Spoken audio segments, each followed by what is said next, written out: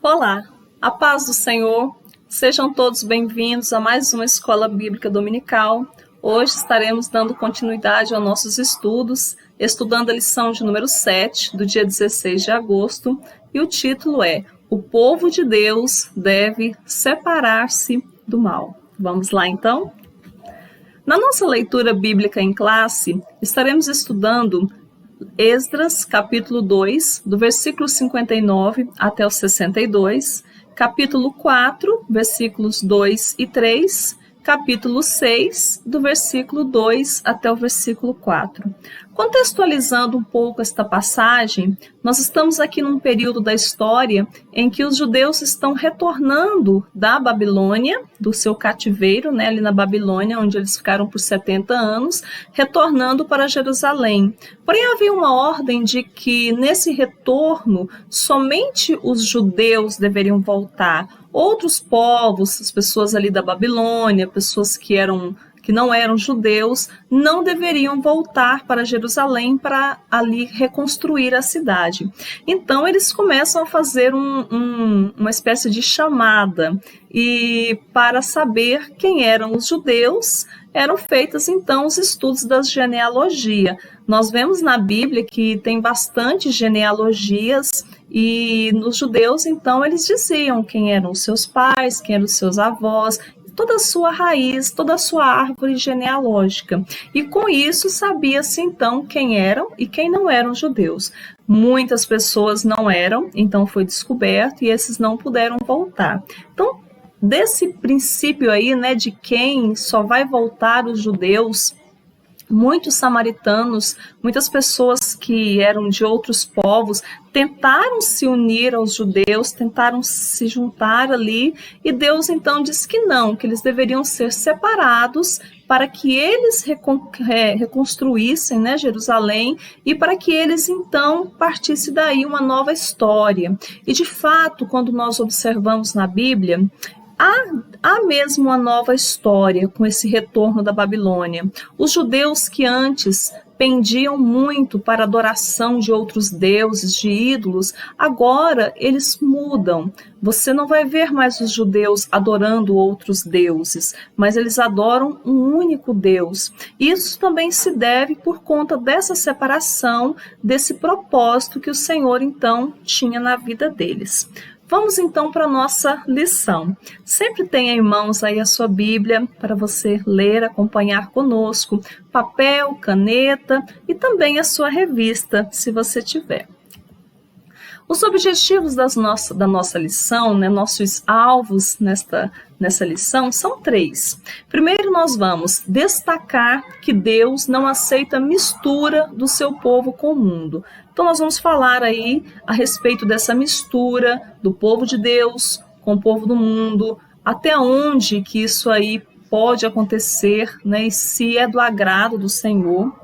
Entender que Deus exige plena santidade do seu povo. Estudaremos uma passagem bíblica que vai falar muito sobre a santidade, a necessidade da santidade, e com isso entender bem o que é santidade, o que é essa exigência de Deus para as nossas vidas. É possível viver uma vida de santidade? Por último, ressaltar que a santidade resulta em bênçãos para o povo de Deus. Logo, quem pratica, quem vive uma vida de santidade, possui benefícios, recebe bênçãos do Senhor. Nosso primeiro tópico da nossa revista vai dizer que somente os judeus retornariam a Judá. No retorno dos exilados, tiveram alguns critérios, entre eles, de que só voltariam os judeus. Como nós falamos na nossa leitura, somente os judeus deveriam retornar. Como é que provavam a descendência? Como é que eles diziam que eles eram judeus? Através das genealogias. Com isso, cerca de mais de 600 pessoas, 652 pessoas, vai dizer lá em Esdras, não foram aprovadas. Eles diziam ser judeus, mas eles não eram, então eles não puderam retornar. Essa era uma forma de Deus unir seu povo e o manter separados. Os judeus sabiam bem os males que a mistura de povos podia trazer para eles, sua cultura e sua religião. Nós trazemos aqui uma leitura em Números. Números capítulo 11, versículo 4. Eu vou ler com vocês, que diz assim: E o populacho que estava no meio deles veio a ter grande desejo das comidas dos egípcios, pelo que os filhos de Israel tornaram a chorar e também disseram: quem nos dará carne a comer? Esta é uma passagem em que o povo de Deus, os israelitas, estão no deserto, ali com Moisés, e diz a palavra que o populacho que estava no meio deles, isto é, a mistura de povos, pessoas que vieram junto com os israelitas, né? Porque quando saíram do Egito e foram para o deserto, não foram somente os israelitas, foram outros povos também, muitos outros povos foram também. E justamente essas pessoas começaram a murmurar, falando da saudade da comida que tinham lá no Egito, saudade da cebola, saudade do pepino. Então não foram exatamente os israelitas que tiveram essa saudade, mas foram as pessoas de lá, esse populacho. E com isso, quando eles começaram a murmurar, os israelitas também entraram ali naquela onda, nós dizemos assim, e começaram também a murmurar, né? Então é um fato que justamente esse povo que estava ali, que era a mistura, começa a murmurar e os israelitas imitam. Isso chega até Moisés. Moisés fica, quando nós vamos ler, né, toda a passagem, Moisés fica muito triste. Moisés diz: Senhor, por que o Senhor me escolheu? Isso é muito pesado para mim. Então, tudo isso aí, o povo de Israel viu que essa mistura não dava certo. Chegava um momento em que batia, né, com a religião, batia com a cultura, batia com os costumes. Então, nesse momento aqui da história, onde nós estamos retornando para Jerusalém, depois de tantos anos passados, depois de um cativeiro, anos na Babilônia, então eles sentem a necessidade de serem somente eles para reconstruírem a sua história. Era necessário que fosse somente eles e que não tivesse mistura, justamente para não acontecer o que aconteceu no passado. É preciso saber bem quem anda conosco. Nós temos que saber muito bem quem é que está andando conosco, com quem nós temos feito alianças, com quem nós temos feito acordos, com quem nós estamos caminhando, porque, de certa forma, levam-nos para outros caminhos. Muitas vezes, essa mistura, né, de religiões diferentes, culturas diferentes, pode fazer com que alguém penda para o outro lado. Então, daqui a pouco nós vamos falar um pouco de julgo desigual e a gente vai entender bem isso aí, a necessidade de que haja um equilíbrio. E quando tinha exatamente essa mistura de pessoas, mistura de gentes, era facilmente, o povo, né, de Israel acabava facilmente pendendo para isso e com isso adorando outros deuses, esquecendo do único e verdadeiro Deus. Então, somente os judeus retornariam a Judá, exatamente por esse motivo, para que fossem somente eles, para que partisse somente deles a reconstrução. Nosso segundo tópico vai dizer que os judeus não aceitaram a ajuda dos samaritanos.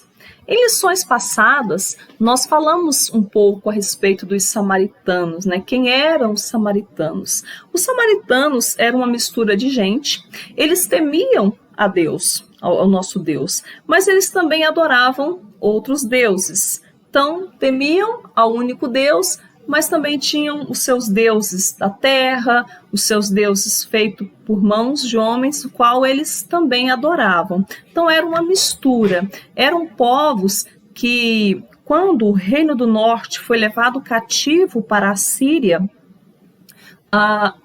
muitos, né, se misturaram, muitos casaram com outras pessoas de outras regiões. Então esses samaritanos exatamente essa mistura, outros povos que vieram para Samaria, aqueles que ficaram e se uniram a eles, então tinha mesmo essa mistura, perdeu aquela essência do Reino do Norte, perdeu aquela essência do povo de Deus, né, de Israel, agora eles eram uma mistura. Então, exatamente isso, eles sabiam quem era Deus, mas também adoravam outros deuses. E os samaritanos, eles ofereceram cooperação aos judeus. Os judeus recusaram a cooperação dos samaritanos e com isso soube-se bem quem eles eram. É muito interessante porque os samaritanos chegaram até os judeus oferecendo a ajuda.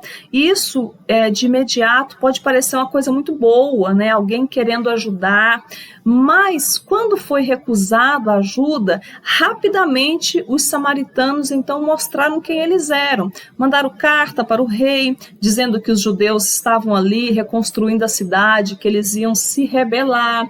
Então começaram a mentir e começaram a planejar, e todo aquele ataque que nós já vimos em aulas passadas, dizendo que os judeus não conseguiriam, que aquele muro, né, que estava sendo levantado nos tempos de Neemias, que se passasse uma raposa ali destruiria. Então tinha toda uma pressão psicológica, tinha todo um ataque e tinha todo também uma presepada, porque a primeira oportunidade que eles tivessem, com certeza eles também fariam mal. Tanto que os judeus nessa época, eles trabalhavam até armados para que os samaritanos não viessem exatamente para destruir aqueles que eles tinham construído. Então, de fato, eles mostraram quem eles eram.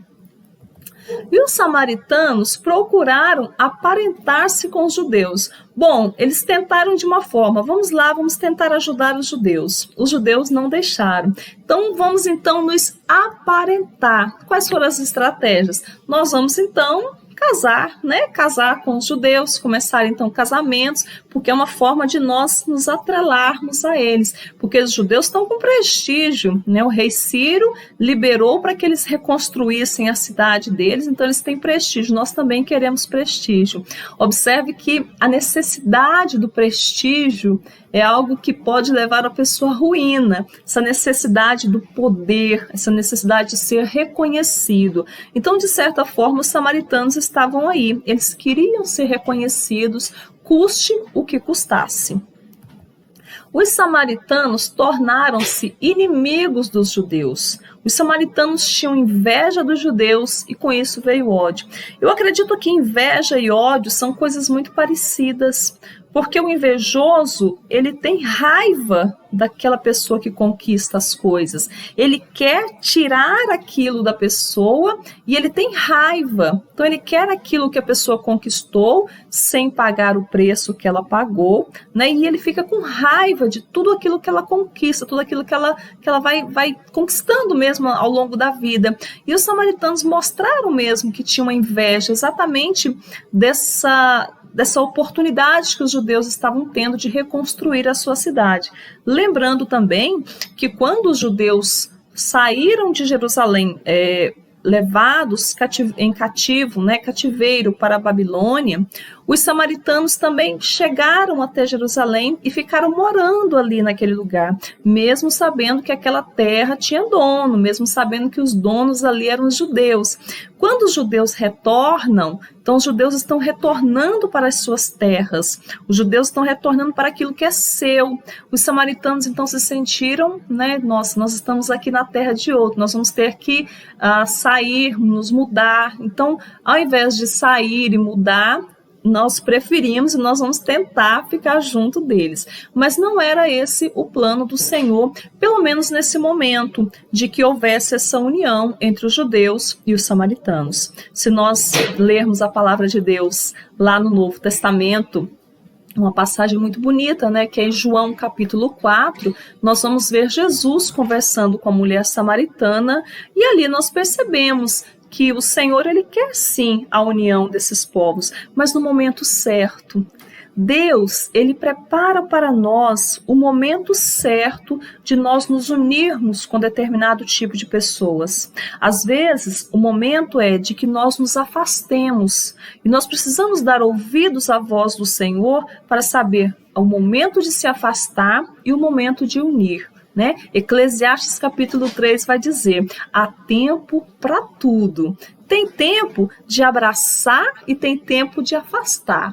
Então, esse tempo para os judeus era o tempo ainda de manter um distanciamento. Era necessário.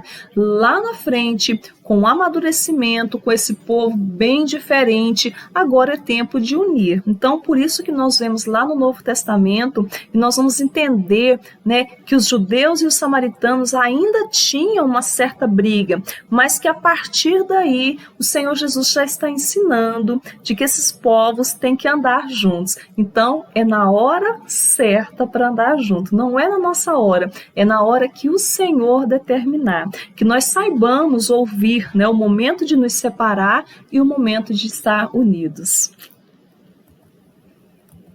No nosso terceiro tópico, Deus exige santidade do seu povo.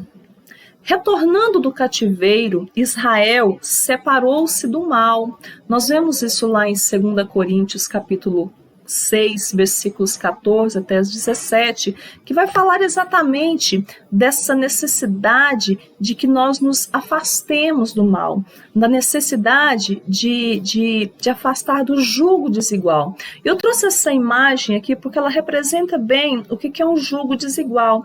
Essa peça, né, essa canga aqui, é o jugo, é a peça onde os bois, eles são colocados nos bois e ali eles carregam o carro com uma série de coisas, né, de pesos ali, e precisa ser 2 bois mais ou menos do mesmo tamanho, da mesma força, da mesma idade, porque eles precisam caminhar juntos. E aqui é um jugo desigual, quando coloca um boi e um outro animal de outra espécie. Então, vai ter mais força, um vai conseguir ir até um lugar mais distante, o outro talvez não.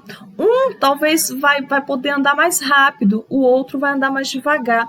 Isso é jugo desigual. Jugo desigual é unir, né, um propósito com outro que não tem nada a ver, que é totalmente diferente. Os 2 animais são úteis aqui, mas para os 2 andarem juntos não é o momento. Então isso é jugo desigual. Nós precisamos entender no mundo espiritual que o jugo desigual, ele atrasa as pessoas.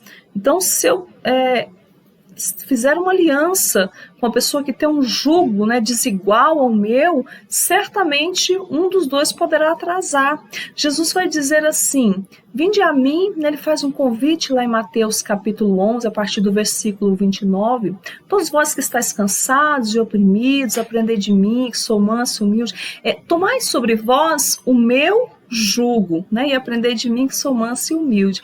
Então Jesus está nos convidando para nós andarmos junto com ele. Se Jesus está fazendo isso, ele certamente tem essa capacidade de andar um pouquinho mais devagar.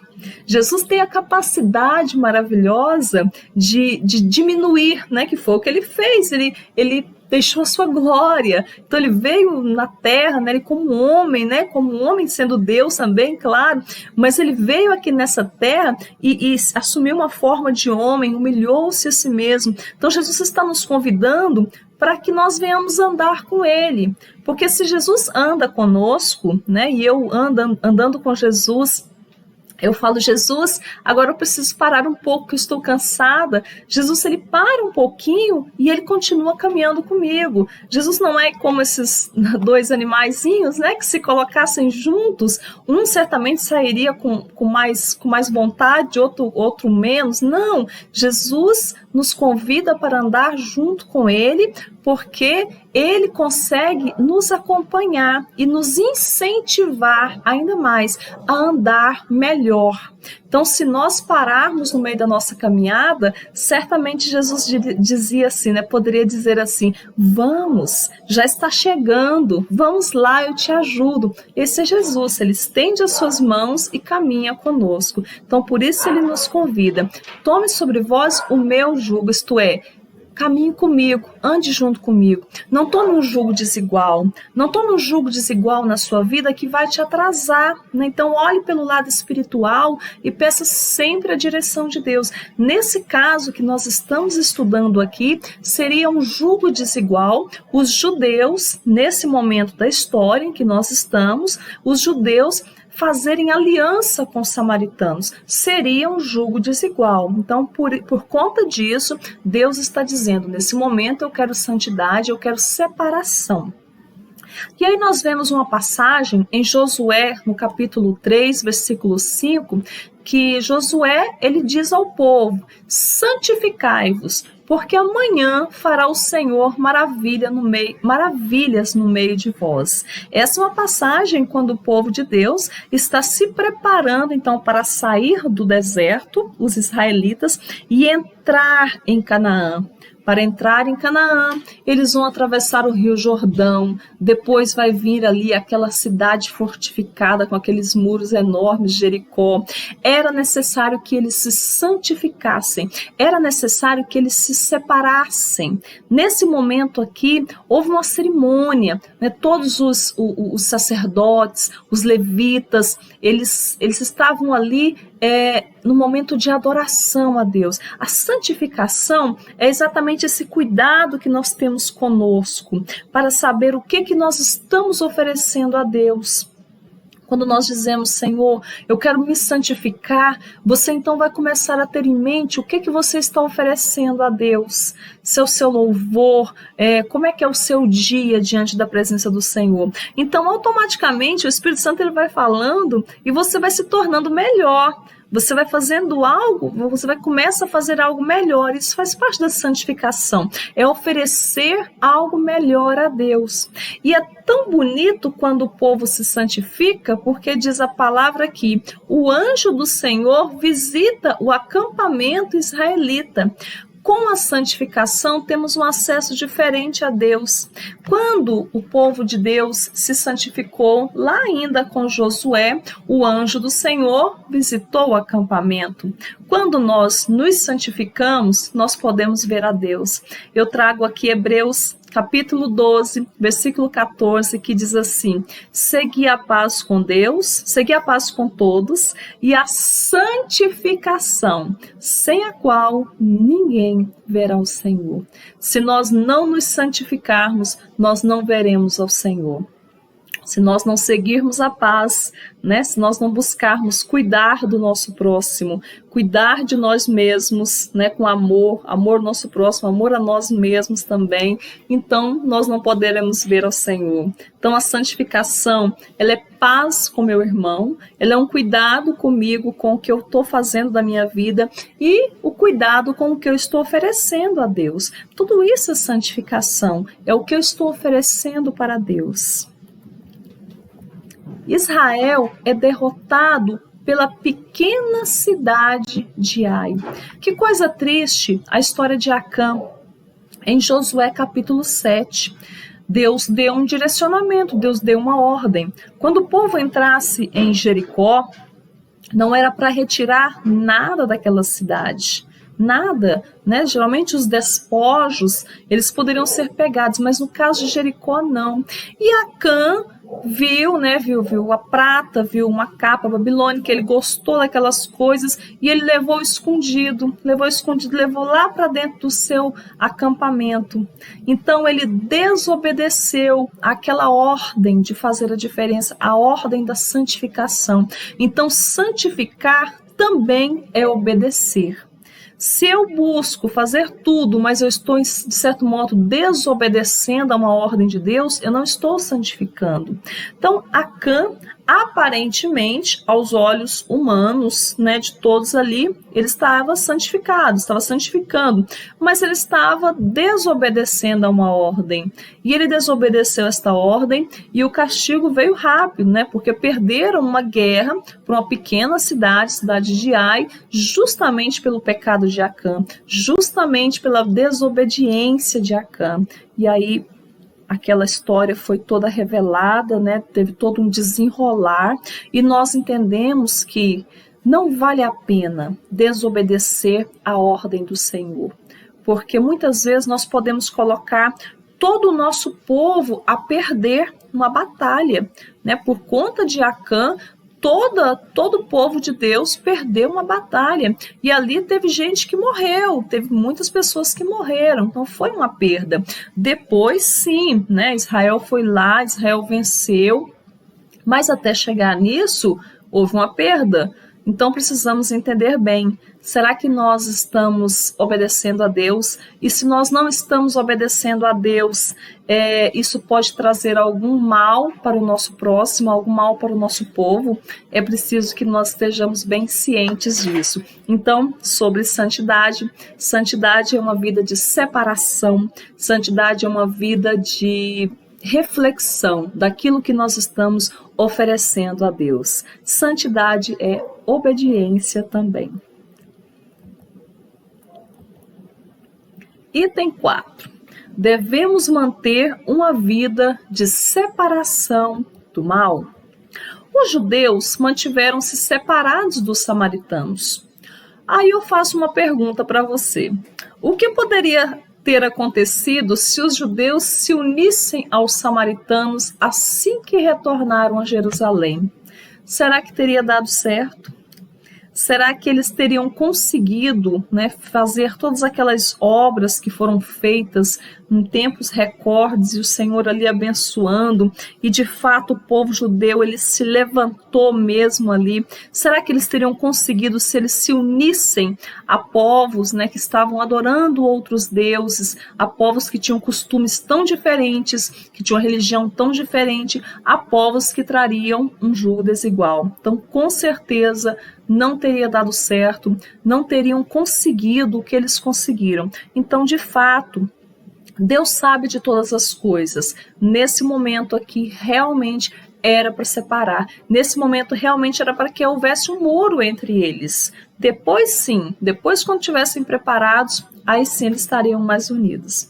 A Bíblia mostra exemplos de servos de Deus que duvidaram se valia a pena manter uma vida de separação do mal.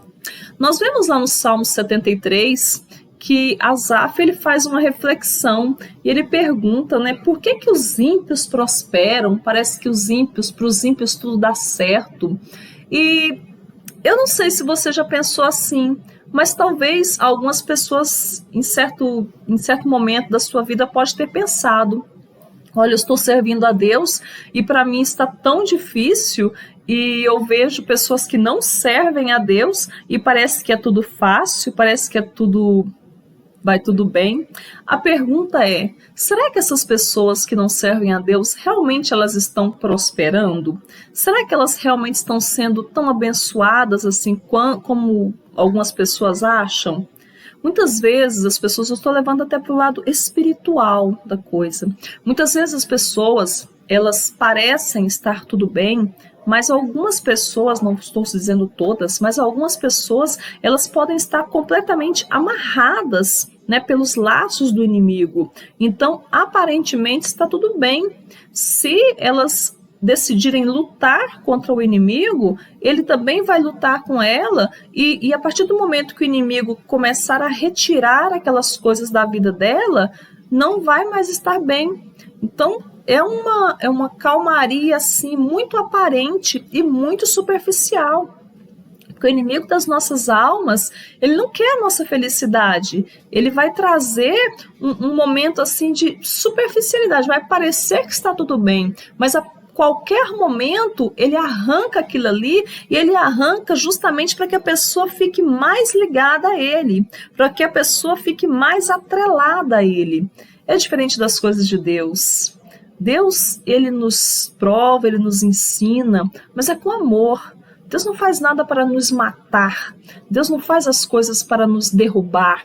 Deus faz para nos levantar, para que nós venhamos crescer na presença de Deus. Então, imaginar que os ímpios estão prosperando, isso pode ser uma ilusão muito grande. E se alguém for, né, por essa linha aí, pode se arrepender muito, muito mesmo, porque lembrar que prosperidade é bênção de Deus. Às vezes as pessoas confundem prosperidade com riquezas, né, com questões monetárias, questões de valores. Não, prosperidade é ter uma vida de paz, é ter um sono tranquilo, é ter uma vida tranquila, simples e tranquila. Deus pode dar prosperidade, Deus pode dar riquezas, Deus pode vir abençoar em todas as áreas. Prosperidade é ter saúde, prosperidade é ver as suas coisas fluindo, acontecendo, é plantar e ver colher. Isso é prosperidade, isso é bênção de Deus.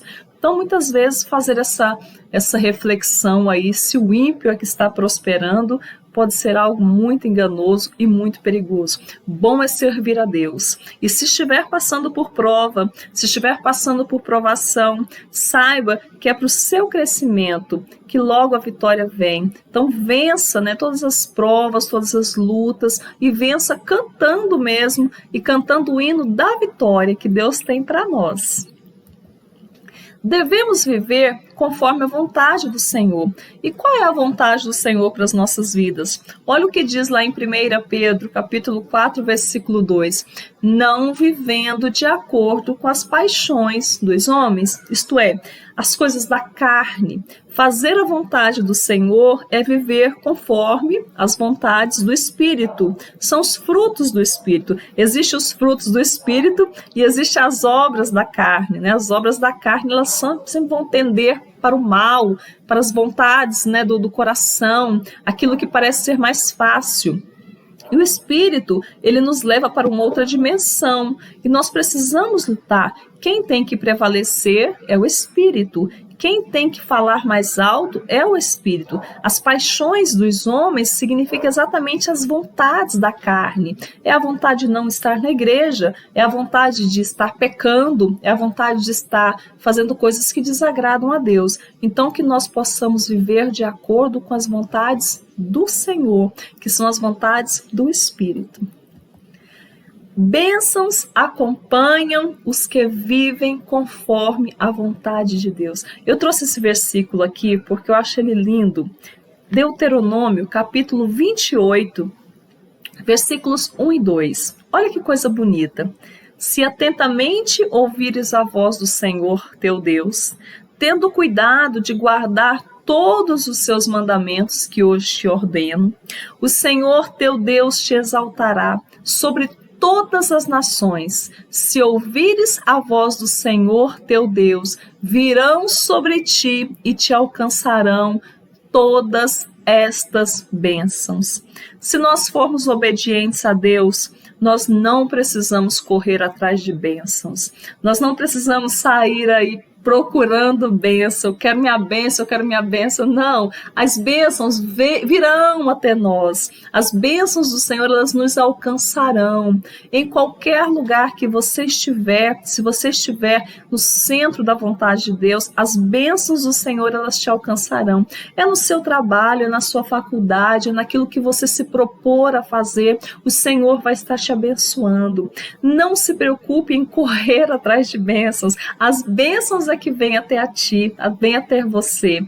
Então creia que uma vida de santidade, uma vida onde nós nos separamos do mal, uma vida onde o Espírito fala mais forte nas nossas vidas, virão bênçãos sobre nós. Vale a pena ser fiel, vale a pena fazer a vontade do Senhor. E eu creio, né, que nós seremos muito abençoados e realmente não precisaremos correr atrás de bênçãos.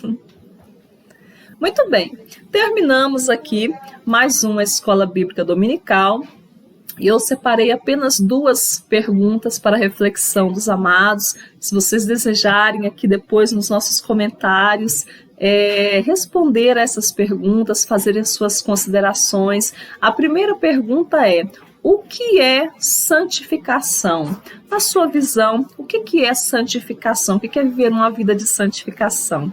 E como nós devemos nos separar do mal? Como é que é isso, separar do mal? Será que é possível? Até que ponto nós devemos nos separar? É possível isso? Então coloque aí a sua forma de pensar, as suas palavras mesmo, para que nós venhamos aprender cada dia mais e mais com a palavra do Senhor. Bom, então eu agradeço a todos por terem participado conosco. e que nós possamos estar aprendendo cada vez mais e mais. Espero, queridos, na nossa próxima aula, que possamos ter momentos aí de edificação, de aprendizado na presença do Senhor. Não se esqueça de se inscrever aqui no nosso canal e participar, né, de mais vídeos nossos, de tudo que nós estivermos postando aí. Então, que Deus abençoe a todos, fiquem todos na paz do Senhor Jesus Cristo e até a nossa próxima aula.